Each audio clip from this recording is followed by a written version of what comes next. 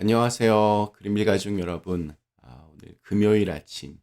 네, 오늘도 이렇게 매일 한 말씀으로 또 오늘 하루를 시작하는 모든 분들에게 우리 천국을 향해 걸어가는 우리의 인생 여정 속에서 주님께서 날마다 우리의 필요한 것들을 채워주시고 또 때마다 우리 도움의 손길로 함께 해주시는 귀한 은혜가 있기를 간절히 기원합니다.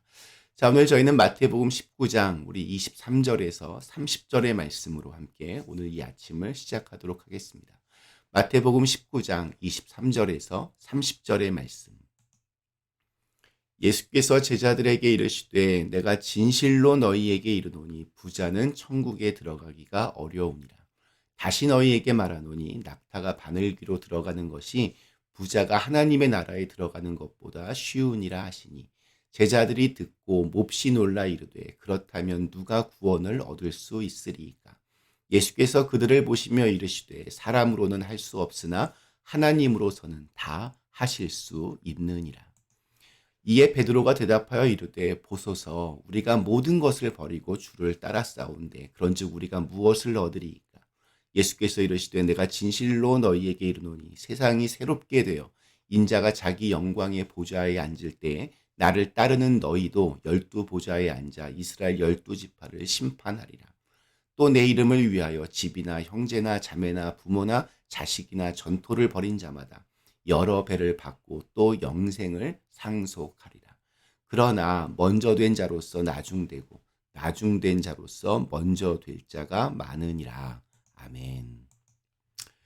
네, 우리 어제 읽은 말씀, 내가 무슨 선한 일을 하여야 영생을 얻겠습니까? 호기롭게 찾아왔던 한 청년이 그가 가지고 있던 많은 재물에 발목이 잡혀서 쓸쓸하게 돌아가는 모습을 보았습니다. 예수님께서는 그렇게 쓸쓸하게 돌아가는 청년을 보면서 오늘 말씀을 이어가십니다. 부자는 천국에 들어가기가 어렵다. 얼마나 들어가기가 어려운지 낙타가 바늘구멍으로 들어가는 것이 부자가 하나님 나라에 들어가는 것보다 쉽다, 이렇게 말씀을 하셨습니다. 낙타가 바늘구멍을 통과하는 것이 이게 얼마나 어려운 일일까요? 그것은 사실 불가능한 일입니다. 그렇기 때문에 문자 그대로 이해하면 우리가 부자가 되면 하나님 나라에 들어갈 수 없다, 이렇게 말씀하시는 겁니다. 그런데 여기에서 중요한 것이 하나 있습니다. 부자가 과연 누구인가? 부자가 무엇을 의미하는가? 이것을 아는 것입니다. 여기서 부자란 바로 모든 것을 버려두고 나를 따르라 말씀하시는 주님의 음성에 응답하지 못하는 사람을 뜻하는 말입니다. 하나님의 은혜보다 여전히 나의 것이 더 중요한 사람. 주님의 부르심에도 내가 가진 것을 포기하지 못하고 내 그 중심성을 내려놓지 못하는 사람을 부자라고 그렇게 지칭합니다. 하나님보다 내가 더 중요한 사람은 하나님의 통치와 다스리심을 절대로 받아들이지 못합니다. 자기 자신만을 사랑하고 또 자기의 소유물을 움켜쥐고 있는 사람은 결코 하나님을 사랑하고 또 이웃을 사랑하지 못합니다. 그러한 사람이 바로 부자이고 그러한 사람이 하나님 나라에 들어가지 못하는 것입니다. 예수님의 말씀을 들은 제자들은 심한 좌절감을 느낍니다. 예수님께 찾아왔던 그 부자 청년은 어느 면으로 봐도 제자들보다 모자란 것이 없어 보였습니다. 그 사람은 세상적인 조건을 잘 갖추었을 뿐만이 아니라 심지어 종교적인 열심도 있었습니다. 저런 사람도 하나님께 인정을 받지 못한다면 누가 인정을 받을 수 있단 말인가 하는 탄식이 터져 나옵니다. 그래서 제자들이 예수님께 질문합니다.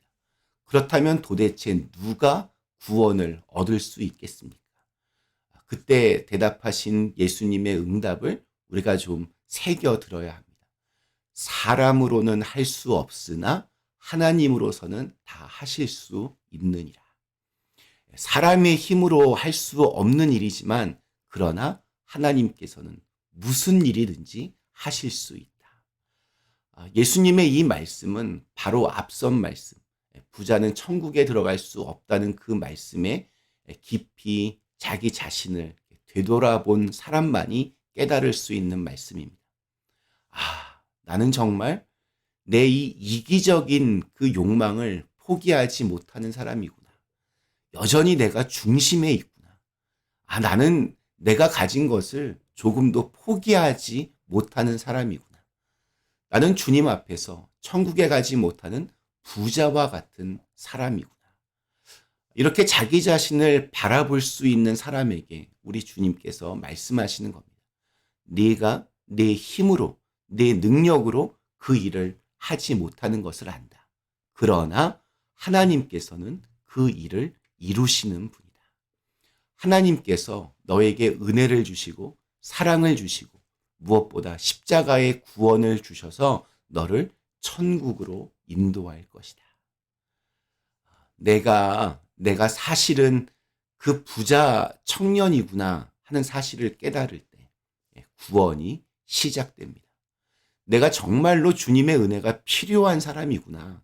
주님의 사랑과 용서가 필요한 사람이구나. 주님만이 나를 구원해 주실 수 있으시구나라는 것을 깨달을 때 그런 사람이 천국을 선물로 받게 되는 것입니다. 베드로가 예수님께 이런 말을 합니다. 보소서 우리가 모든 것을 버리고 주를 따라 싸운데 그런즉 우리가 무엇을 얻으리이까. 부자 청년에 비하면 베드로가 가진 것은 정말 작았을 것입니다.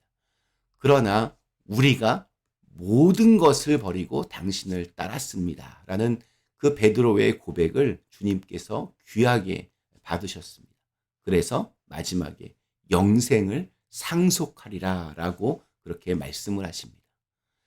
주님의 관점에서 보는 부자, 천국에 들어가지 못한다고 말씀하신 그 부자는 자기 자신에게만 집중하고 있는 사람입니다. 자신의 탐욕과 또 권세만을 추구하는 사람이 이러한 사람에 해당할 것입니다. 그러나 동시에 또 교만하여서 자기는 선하다고, 자기는 괜찮다고 생각하는 사람도 역시 이러한 사람에 해당됩니다. 하나님보다 더 중요한 것이 많은 사람도 마찬가지로 여기에 해당됩니다. 심지어 형편이 좀 어렵고 가난하다 할지라도 그 사람 마음속에 오직 돈에 대한 욕심만 가득하다면 그 사람은 사실은 어리석은 부자입니다. 주님 앞에서 버리지 못하는 것이 있는 모든 사람이 결국 주님 보시기에 부자이고 하나님 나라에 들어가지 못하는 사람입니다. 우리는 모두 자기 자신을 먼저 생각하는 죄인입니다. 그래서 천국에 들어갈 수 없었던 존재입니다. 이러한 우리를 위하여 주님께서 오셨습니다. 그리고 십자가의 죽음과 부활의 영광으로 주님의 은혜와 사랑을 허락하여 주셨습니다. 그리하여 주님께서는 우리를 주님의 은혜를 깨달은 사람, 주님의 사랑에 반응하는 사람, 주님이 진실로 필요하다는 것을 인정하고 주님을 구하는 사람으로 그렇게 바꾸어 주셨습니다. 영원한 생명은 스스로 노력해서 얻을 수 없습니다. 자신의 능력으로 얻을 수 없습니다. 주시면 받는 것입니다. 그래서 영원한 생명, 구원은 하나님의 선물입니다. 주님은 이 놀라운 역설의 비밀을 마지막 30절에서 이렇게 말씀하십니다. 그러나 먼저 된 자로서 나중되고 나중된 자로서 먼저 될 자가 많으니라. 가장 부자였던 자도 주님의 은혜를 깨닫는다면 구원을 받습니다. 가장 가난했던 것처럼 보이는 자도 주님의 은혜가 없으면 구원과는 상관없는 길로 걸어가게 될 수 있습니다. 또한 반대로 가장 가난한 마음을 가진 자가 가장 부유한 은혜를 누리게 되고 거꾸로 자신은 모든 것을 가졌다고 자신만만해하는 사람이 주님과 가장 멀리 있을 수 있습니다. 이 놀라운 역설의 중심에는 주님의 은혜를 내가 지금 누리고 있느냐, 누리지 못하느냐 여기에 달려 있습니다. 이 비밀을 깨달아서 참된 구원의 길, 또 천국의 길, 영생의 길로 걸어가는 오늘 하루가 되시기를 간절히 기원합니다. 잠시 함께 기도하시겠습니다. 사랑의 하나님, 오늘도 저에게 주신 하루를 천국을 소유한 사람으로서 살아갈 수 있게 하여 주시옵소서. 그래서 비록 우리의 상황이 어떠한 지경에 있던지 우리의 마음 중심에는 오직 주님의 은혜로 충만한 날이 되게 하여 주시옵소서. 예수님의 이름으로 간절히 기도드리옵나이다. 아멘.